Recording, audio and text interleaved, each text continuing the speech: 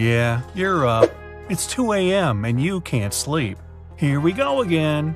Off you go to the sofa in an attempt to get drowsy enough to go back to bed. The clock's ticking and it's already 5 a.m. Your eyes are tired and yet you still can't sleep. Finally, an hour later, you head back to bed and finally drift off. Okay, let's fix that and make sure you get a good night's sleep. First, let's prepare your bedroom so it becomes the perfect sleep-inducing place. Your bed needs to be of a good quality, good enough that when you lay on it, you feel a sense of relaxation flow through your body. A good pillow is important too, to properly support your spine. There are different pillows, thick, thin, firm, soft. Try out a few and find out what's best for you. Lighting is important, so if your room still has a bit of light in it, even at midnight, it might be one of the reasons you can't sleep well. Go ahead and close those drapes shut. Oh look, you did that, and they're still letting light in. Don't worry. Pick out some thick black curtains and put those up instead. That'll do the trick. Okay, even if that doesn't do it, buy a sleep mask to place over your eyes when you hit the sack. Now, you need to find the right temperature.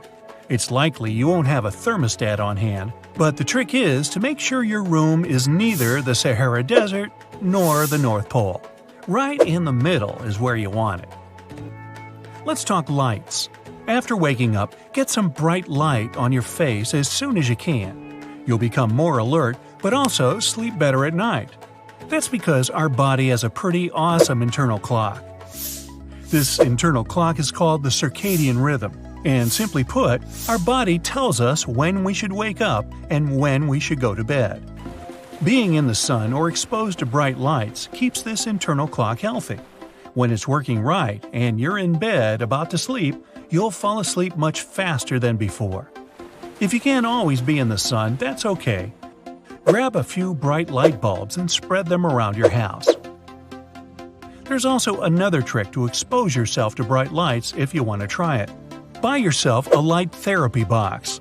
These little things simulate sunshine and are especially useful on those ridiculously short, cloudy, cold winter days. So, you, me, everyone, we all have the habit of staying on our phone until the last minute. If that's not you, how about the TV or your computer? Everyone's plugged into something these days. Sorry, but this is not contributing to a good night's sleep for you. The best thing you can do is choose a bedtime, then set an alarm for around 1 to 2 hours before that. When it goes off, it's your sign to turn off all those electric devices. Well, you don't have to turn them off, but at least stop using them. That blue light coming out of those screens can be pretty disruptive. Instead, pick up a book. Remember those? There'll be a chance you'll fall asleep with it on your face. You might even dream about it. Exercise also helps you sleep better at night. Now's the time to dust off those dumbbells you got laying around. No, I'm not talking about any roommates. But probably the best type of exercise to improve the quality of your sleep is cardio. Go out to the park and run around for a while. No more feeling like you want to take a nap in the middle of the day. Exercise helps you stay awake throughout the day and sleep better through the night.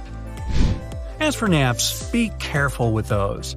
That pillow you left on your sofa for that perfect 4 p.m. nap, get rid of it. And in general, avoid naps after 3 p.m. If you really want to take a nap, do it earlier in the afternoon. Use an alarm and only sleep for 15 or 20 minutes. You don't want to overdo it and be drowsy for the rest of the day. You're looking at the ceiling, trying to fall asleep. Something's not right. Is it supposed to be spinning? You're feeling dizzy all of a sudden. There's an easy solution to this. Scooch over to the side of your bed and place one of your feet on the ground. You'll feel better after a few deep breaths. Late in the day caffeine is a no-no. It stays in your bloodstream for about 6 to 8 hours. If you're one of those people that drinks a cup of coffee and gets really energetic, try not to do it after 3 or 4 p.m. We've all done a late-night fridge run. Milk and cookies are a classic, but I prefer, well, I'll take anything. As it turns out, that's not really helping your mission to sleep better. But There was a study that discovered that if you eat a meal rich in carbs 4 hours before bed, it helps you sleep. Except, another study said that a low-carb diet might help sleep too. The best thing to do is see what works for you. Once you find that perfect sweet spot, you can go ahead and sit at the dinner table without feeling guilty.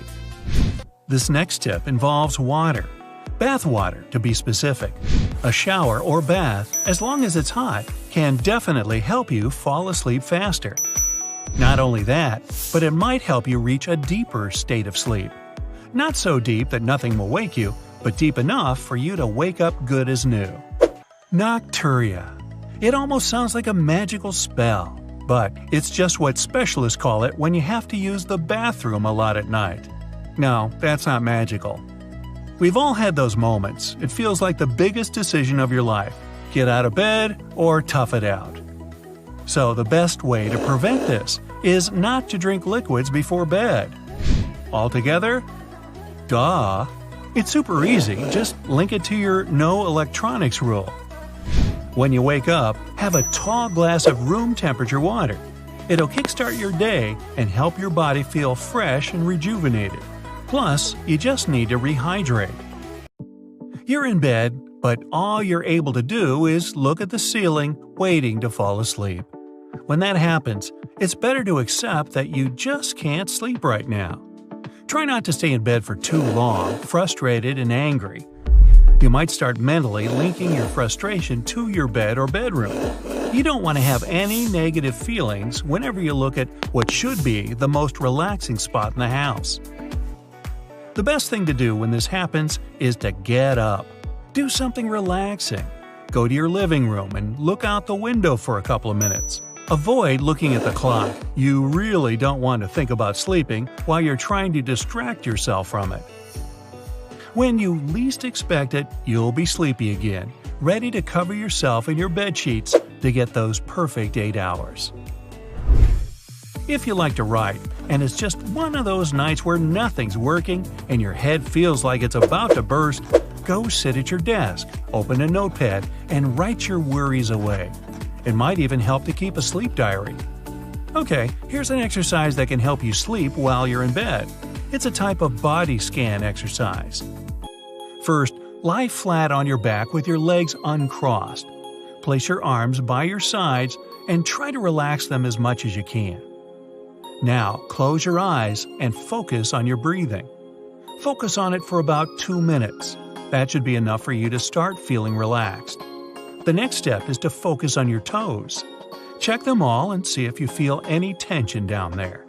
Now, picture a river flowing down from your mouth and nose, flowing gently through your entire body, going all the way down to and out of your toes. Breathe deeply and then start letting your breath become softer and softer. Do this with the soles of your feet, then your ankles, calves, knees, thighs. Keep going until you reach your hips. Remember to keep imagining a river flowing through your body.